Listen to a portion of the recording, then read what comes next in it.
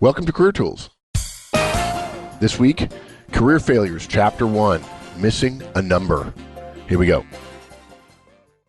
Folks, if you don't know about it, one of our most popular products is our interview series, 63 podcasts, 30 hours worth of detailed information about how to be effective in interviews.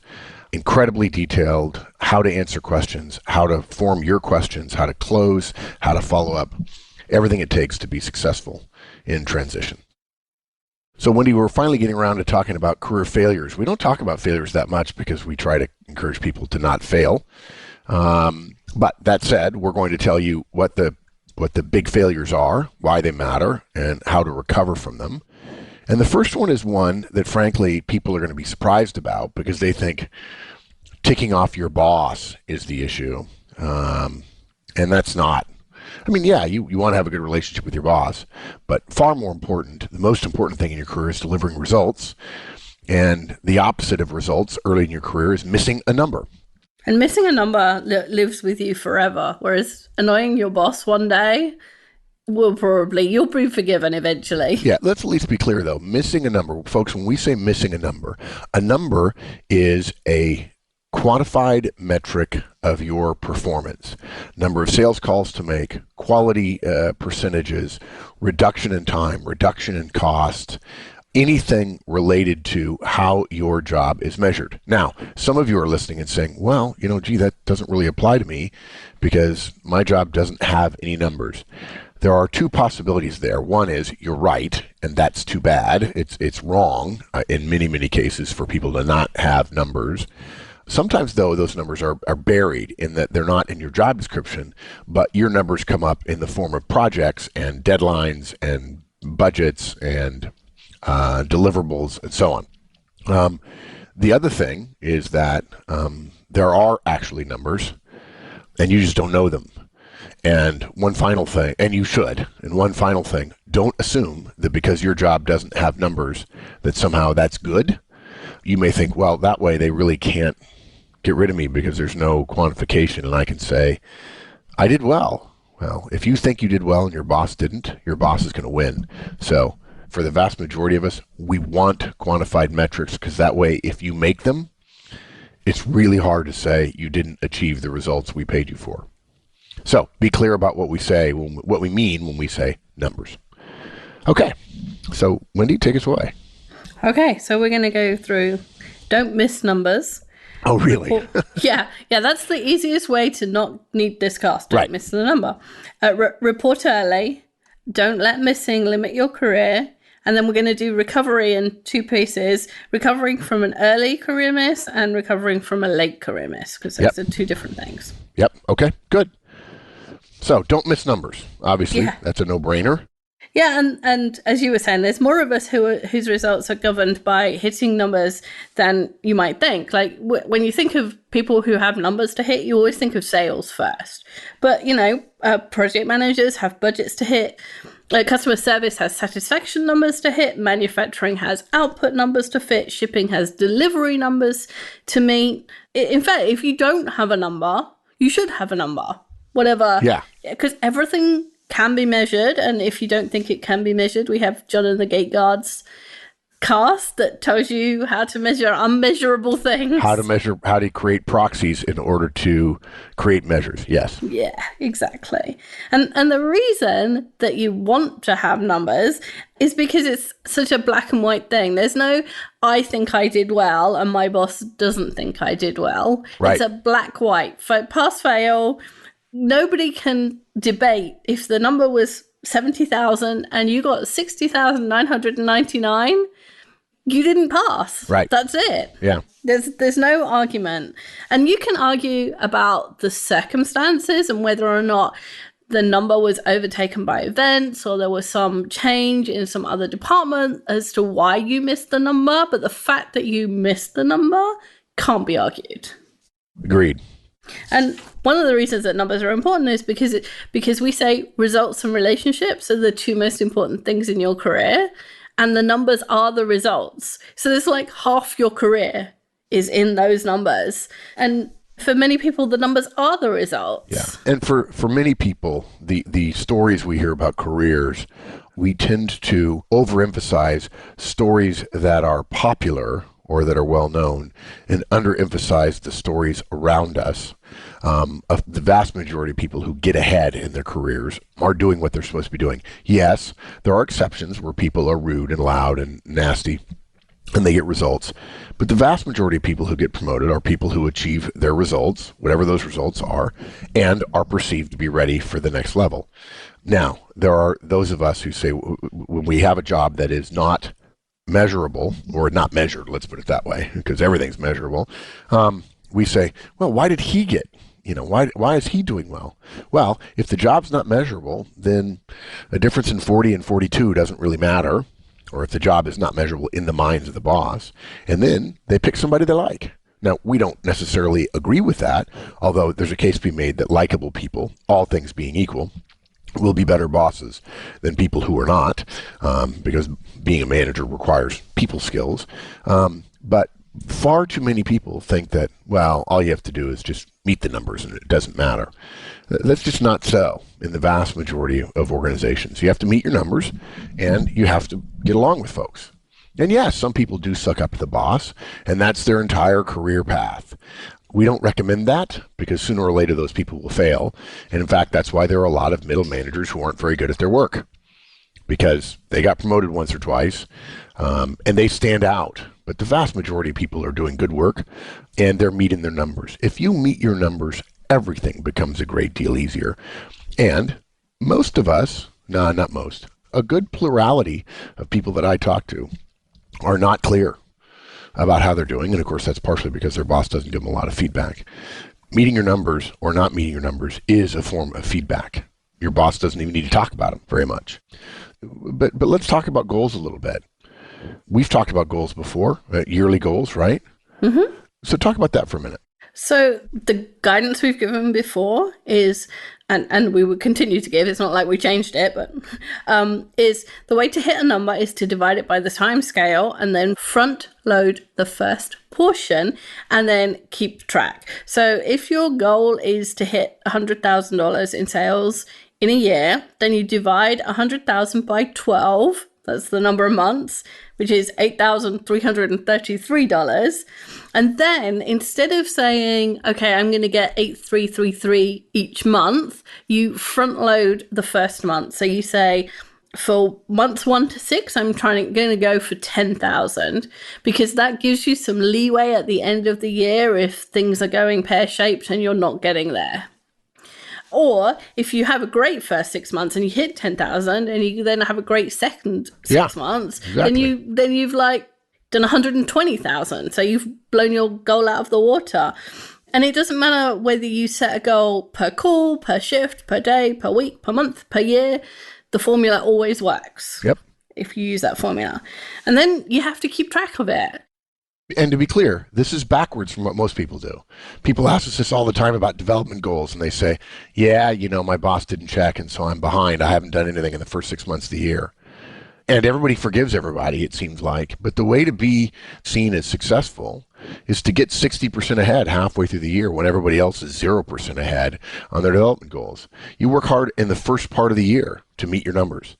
You work hard in the first part of the year because we promise you something will happen. There's always something. I mean, Murphy, I just wrote about this and things. I think Murphy, the guy who's famous for coining Murphy's Law, if something can go wrong, it will go wrong. He's a West Pointer, just like Mike and I. And it's like, if you don't plan for it, it's going to bite you. So get ahead of the game so that you don't miss. And I'm sorry I interrupted. You were going to talk about keeping track of it. This is where so many people, they just expect the system to magically tell everybody, hey, he or she did it. Yeah.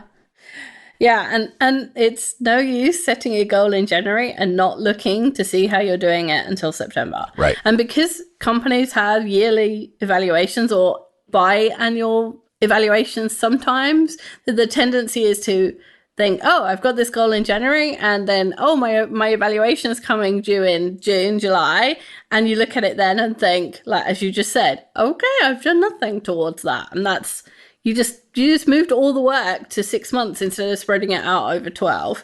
So you want to set it and then check in the smallest increment that makes sense. So if you have to make 50 boxes per shift.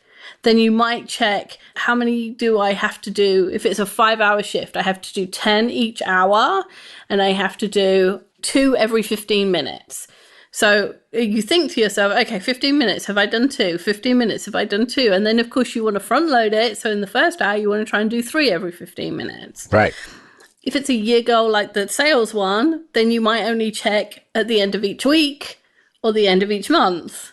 Weekly would be better, to see how you're doing. So you have to think about the length of time you're working, the goal is over, and then the smallest increment that makes sense, because the smaller the increment, the quicker you know that you're off track. There's a fundamental misapprehension in the professional world about how people meet their numbers. The story I always tell is Ross Perot, the famous American billionaire, when he worked for IBM, when he started his career, he made his quota, his annual quota, on January 1st. He planned for it and made it. And then, of course, everything was gravy after that. Now, this was back when IBM could pretty much sell anything it wanted and was selling everybody every piece of big iron in the world. When I think about that story, what it reminds me of is the people I see who have way too much to do, and I'm talking about people at the top of large organizations, are exceptionally jealous of their own time. They're incredibly protective of it. They start each day thinking, I have to get everything done by noon. In fact, we've talked about this. We have a cast about this, about getting stuff done by noon. So that if you plan on getting it done by noon, the fact that you work with other people, life would be a lot easier if there weren't other people. But if you plan on getting it done by noon, you might get it done by 3. And if you have an exceptionally bad day, you might get it done by the end of the day.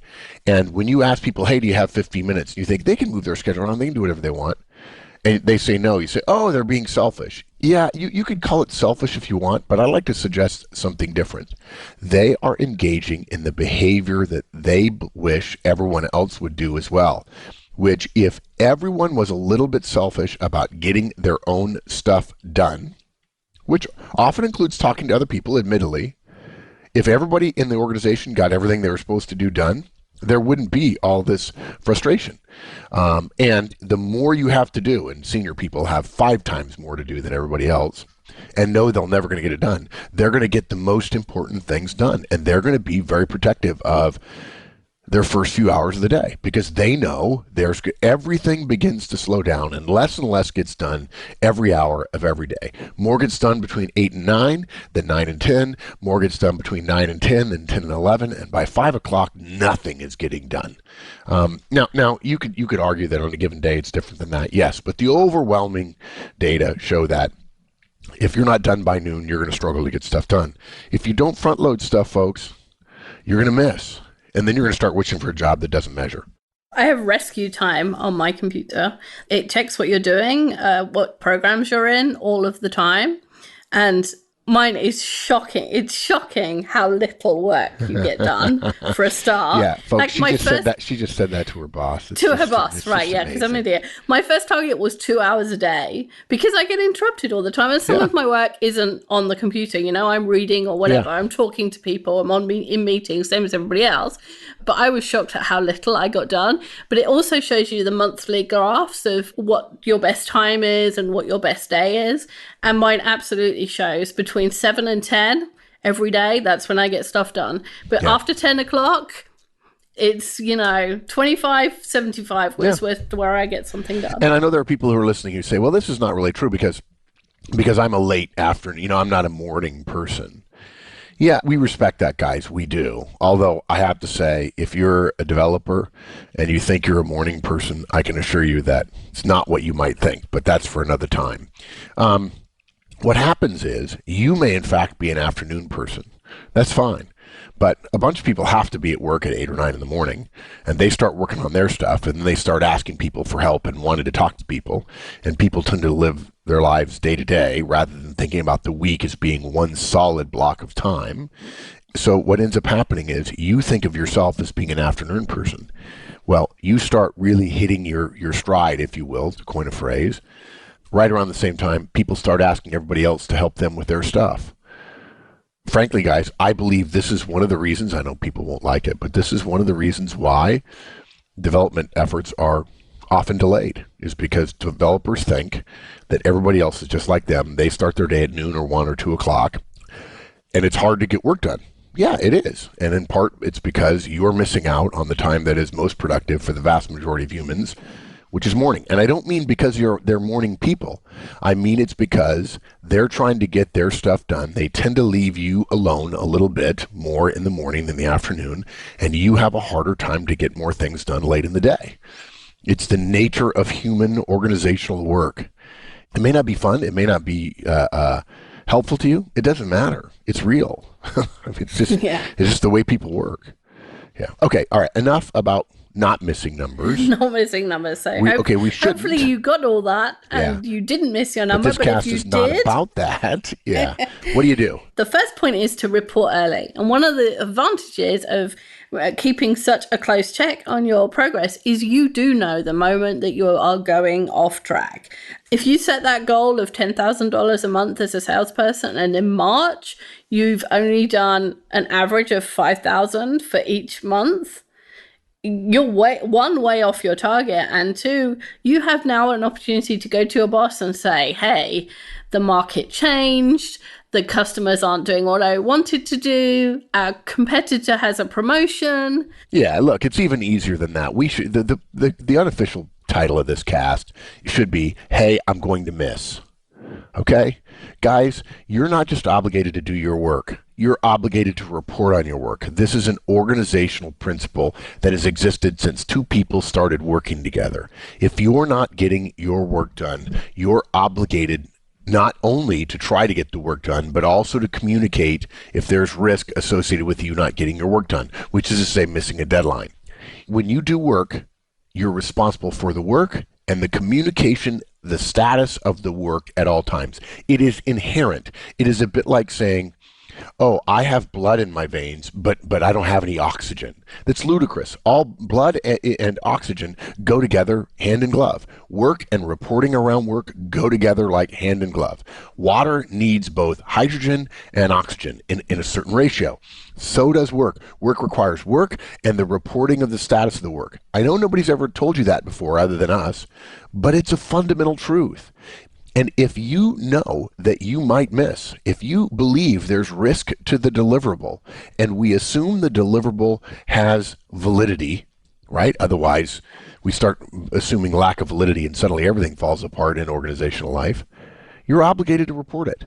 The idea that your boss should know doesn't eliminate your responsibility to communicate it. In fact, yeah, your boss should know. He or she should have tracking data available to him or her. He should have put that into the system in such a way that makes it obvious to him or her. But whether your boss has or hasn't done that doesn't eliminate you're responsible for communicating it.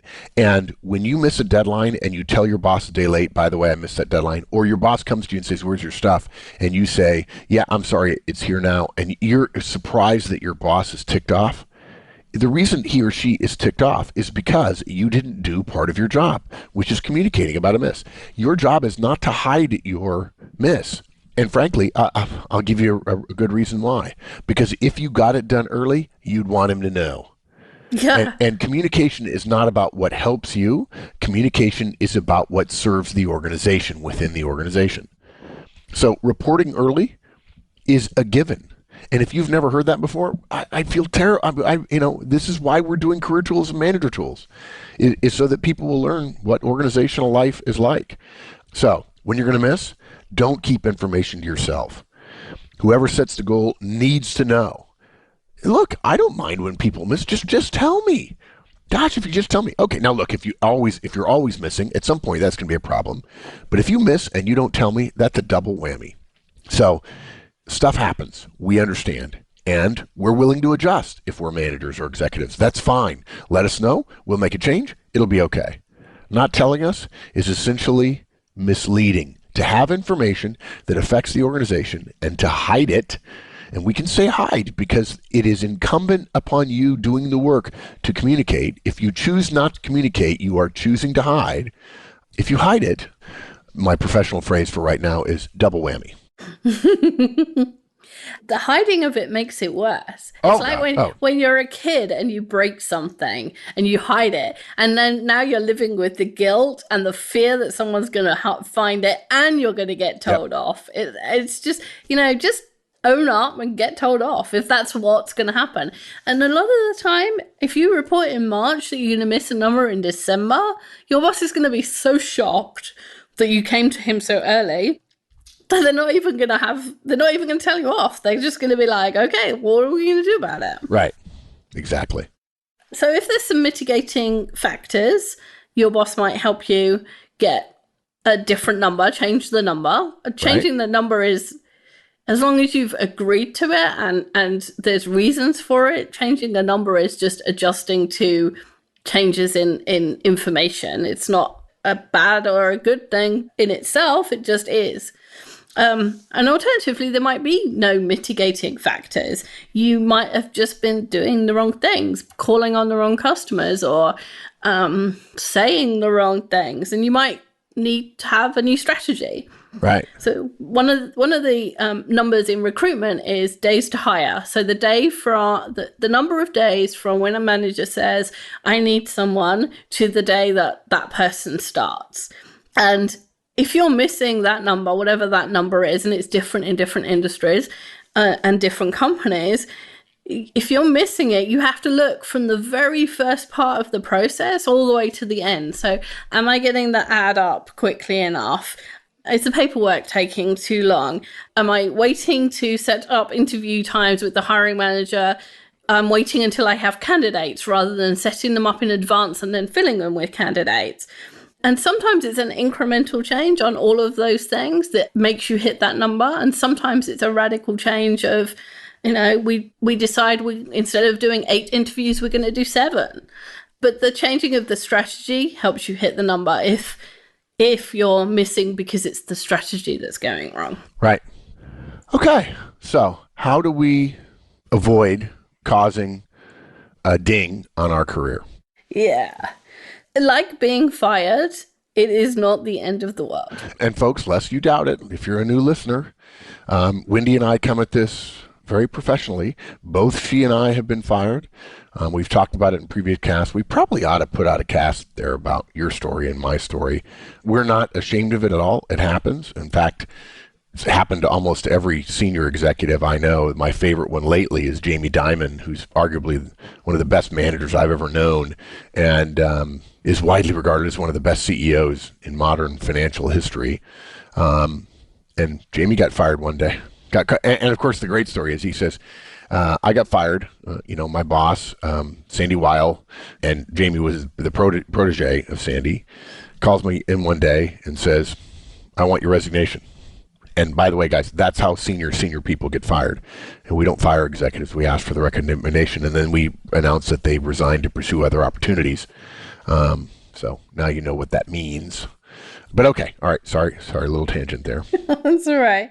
Yeah. So I was talking to someone this week and helping them through a situation, and I said, this is what happened when I was in a similar situation. And he said, weren't you fired from that job? Oh yeah, but that doesn't stop me telling you what not to do. So being fired, missing your number is not the end of the world. Your family still loves you. You can still go on to be successful. Failure is not the end of the world. And the startup, I don't like a lot of memes and things from the startup community because I think that startup is very small and loud. Louder than it. Proportionally, there's a lot of talk about it. And the only reason there's a lot of talk about it, actually, there was a lot of talk about startups for years and years and years when startups talked, but there was no audience for it because there wasn't the internet. So, yeah. Okay. Yeah. So I don't like a lot of those memes, but one of the memes I like there is fail often and fail fast. So it's okay to fail. And if you're going to fail, don't hide the information, go tell someone and start on a new strategy. That's how you don't limit your career. You minimize the time that the failure is happening by recognizing it early, doing something about it, and moving on to be successful. The example I picked was Steve Jobs. Like, he got chucked out of his own company. Yeah. And then he came back and changed everything. The same with Howard Schultz, the Starbucks guy. Howard Schultz, yeah. Yeah. So there's a ton of examples. If you're having a bad day and you think, I'm failing and I don't want to go tell my boss, well, there's some pretty successful people that have gone through this before. Guys, take it from us. It's not the end of the world. Particularly if you have 6 months salary saved. Hello. We have a podcast for that too. You're going to make mistakes. It's possible you could get fired. I've told people this many, many times. It sounds counterintuitive, but I wish everybody could get fired once in their career. Mm-hmm. Now, some people handle it well.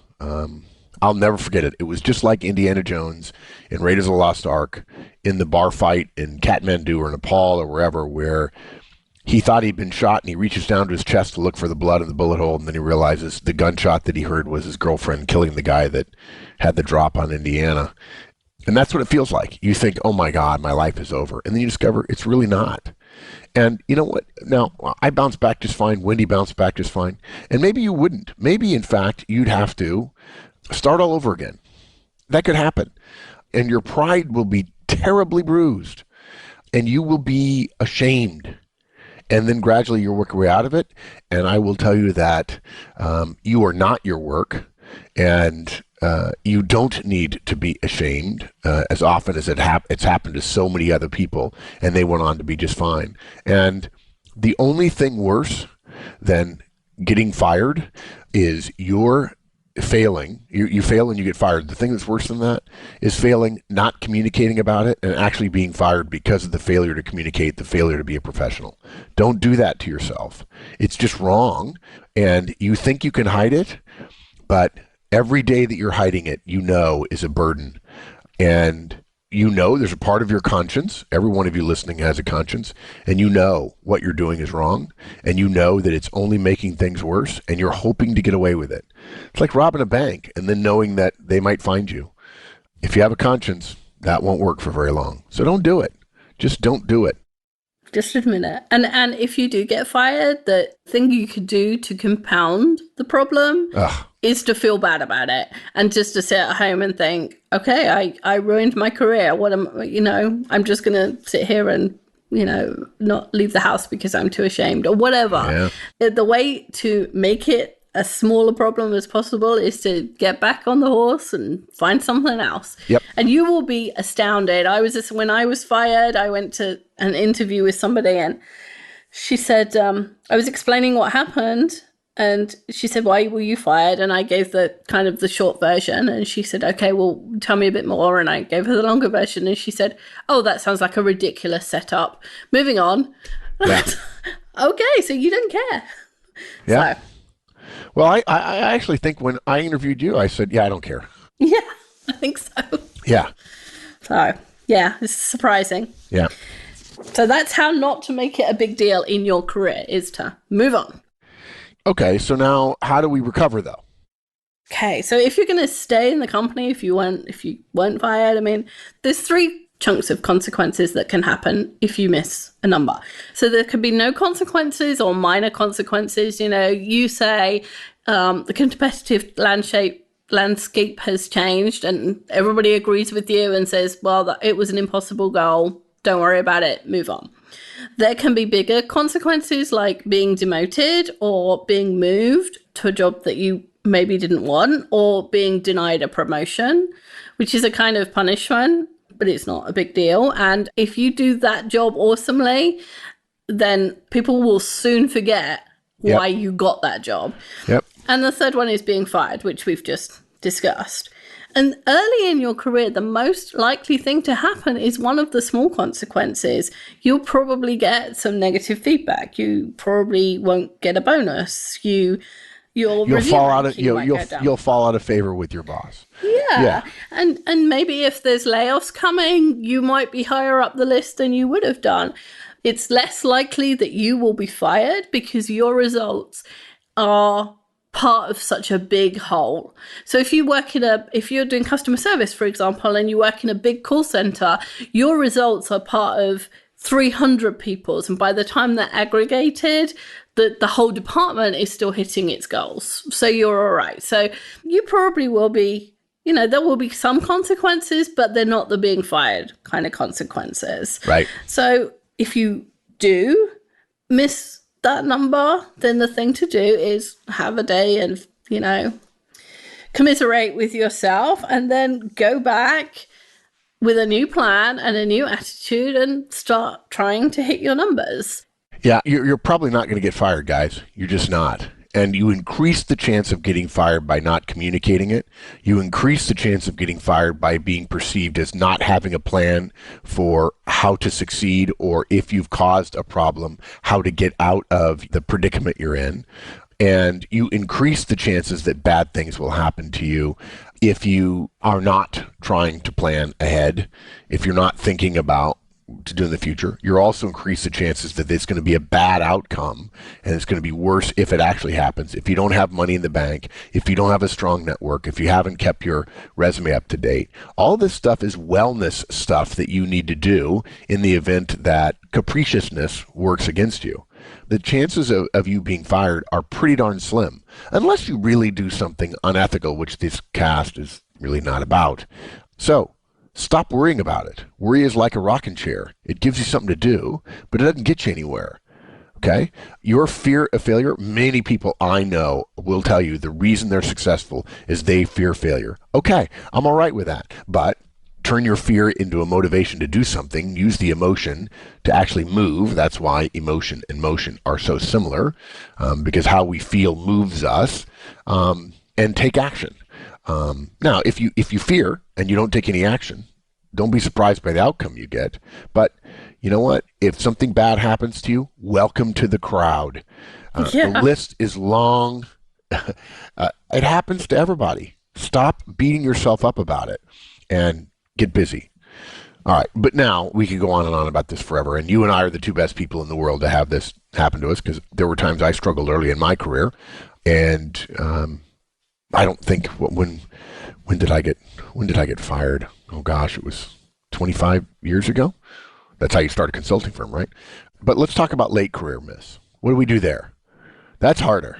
Yeah, it is harder, but hopefully you've got a lot more experience and emotional stability to get you through it. So the later in your career you are, the more likely it is that you're more senior and that your misses have more consequences. So if your job is VP of customer service and those 300 people in the call center eventually report to you and the whole call center missed, then there's a good chance that you would get fired, because the consequence of your miss to the company is much bigger, and they can't have those kind of consequences around. And some of it is a balancing act. You know, sometimes if the company is doing well and it's just your department, you might survive because somebody else is making up for you. But on the other hand, you might not. You could be fired. And if you get away with one miss and then you have another miss, the chances of you being fired go up. Exponentially. 100%. Yeah, it's exactly. more than 100%. It's exponentially. Yeah. And by the way, guys, you are going to miss. The more senior you get, you are going to miss. What you make sure of is you don't miss on the big things, or if you're going to miss, you communicate in advance. And when you go to your boss and say, I'm going to miss, here's my plan for how to fix it. Yeah. So what do you do if you get fired, or you get, again, moved to a job that you didn't want, or demoted? And there's a little bit more visibility to it, but the same actions apply. Get in touch with your network, buff up your resume, start interviewing if you've been fired. If you have been moved to a job that you don't want, or you've been demoted, then work out how to perform in that job and start performing, because, you know, people have really short memories. If you have a really good year, even if the year before that was rubbish, people will only remember the good year. Yeah. You know, people's memories for other people's stuff is really short. Yeah, and I'll tell you, there are some people who will crow or be pleased or will sneer at you if you get fired. They aren't your friends, okay? And if you think someone's your friend who, when you get fired, says, well, I could have told you that would happen, or is in any way not supportive, then you were mistaken before about them being your friend. Folks, we'll just tell you, if you get fired, send us an email. First of all, we'll try to cheer you up, and we'll make some recommendations about what to do. Life is not perfect, okay? It's not. Life is not about perfect. You're human. You're going to make mistakes. Sometimes, you know what? The wind just blows the wrong way, and Yeah, it's like I can't think of the lead. Oh, Tim Robbins' character in Shawshank Redemption, one of the great movies of all times. He says, I didn't expect the tornado to go on this long, but sometimes you're just in the eye of the storm and it happens to you, and it does. And you get yourself up and dust yourself off and say, oh well. And I encourage you. I'm not going to quote it, but one of my favorite poems in the world is "If." That's If by Rudyard Kipling. And I encourage you to read it. And more importantly than reading, have a listen to it. And I don't mean a recording of it, but listen to it with your head and your heart, and you'll discover that things will be okay. Yeah. And it's over the top of the centre court of Wimbledon. Yeah, that's right. Yeah, when you walk out the tunnel into Wimbledon. As a player. Yeah. Yeah. So, yeah. It's a good quote. And I always think, if you made a mistake and you got fired, then you've paid your debt for that mistake. It's all done. It's equal. For as much as we, if somebody commits a crime, we put them in prison and then we say they've paid their debt to society. And in theory, we wipe the slate clean. Or do it for yourself. Say, I've paid my debt, and wipe it clean. And if you have to take a backward step, then take it and do it with gusto. Be the best. Whatever the backwards step, if you were VP of sales and now you have to be a sales rep, be the best sales rep you can be. And the company that hired you after you got fired are like, are we the luckiest people in the world to have got him? Yeah. That'll soon change your attitude towards yourself and the people around you. Yep. Good. Should I sum up? Yeah, please. Okay, so don't miss numbers. That solves all the problems. Report early. Don't let missing limit your career. And then we talked about recovering from an early miss, which is you probably won't get fired, but start working harder and be a success. And recovering from a late miss, which is you could well be fired and do the same thing. Start finding something new and be successful at it. And folks, if you get fired, we'll be your friends. Oh, yeah, we will. We've got war stories. Be an ethical professional. Do your best. And sometimes things work against you, and that's okay. Sometimes you're going to miss. It's normal. I got a list of misses as long as my arm, okay? Life is not about perfect. Life is about loving other people and doing your best and accepting that the outcomes the world give you are outside of your control. Yeah. Okay. Good. Thanks, Wendy. Thanks. Bye, everyone. That's it, everybody. Hope you enjoyed it. First in a series about mistakes that people make in their careers, how to not make them, and how to recover from them.